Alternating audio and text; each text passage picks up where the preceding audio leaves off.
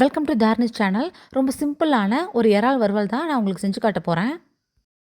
ஒரு பாத்திரத்தில் 2 ஸ்பூன் இஞ்சி பூண்டு பேஸ்ட்டு சேர்த்துட்டு தேவையான அளவு மிளகாய்த்தூள், மல்லித்தூள், மஞ்சத்தூள், கரம் மசாலா, உப்பு இது எல்லாத்தையும் சேர்த்துக்கலாம். அரை மூடி லெமனை இதில் நல்லா பிழிஞ்சு விட்டுக்கலாம். இந்த மசாலா எல்லாத்தையும் நல்லா கலந்து விட்டுக்கலாம். 1 கிலோ இறாலை நல்லா கழுவி சுத்தம் பண்ணி வச்சுருக்கேன். அது எல்லாத்தையும் இந்த மசாலாவில் சேர்த்துக்கலாம்.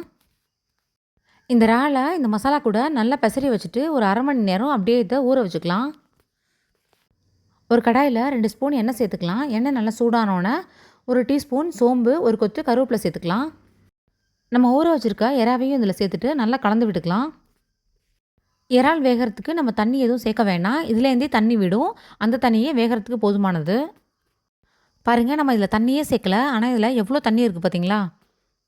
இப்போது இதை மூடி வச்சுட்டு 4லேருந்து 5 நிமிஷம் வரைக்கும் வேக வச்சுக்கலாம். அதுவே நல்லா வெந்துடும். ரொம்ப நேரம் இறாவை வேக வச்சோன்னா ஒரு ரப்பர் மாதிரி ஆகிடும். அதனால 4லேருந்து 5 நிமிஷம் வெந்தாலே போதும்.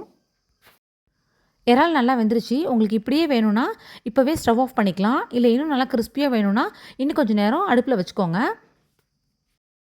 அவ்வளோதான், டக்குன்னு ஒரு சூப்பரான இறால் வறுவல் ரெடி ஆகிடுச்சு. இந்த வீடியோ உங்களுக்கு பிடிச்சிருந்ததுன்னா லைக் பண்ணிக்கோங்க. மறக்காமல் சேனலை சப்ஸ்கிரைப் பண்ணிக்கோங்க.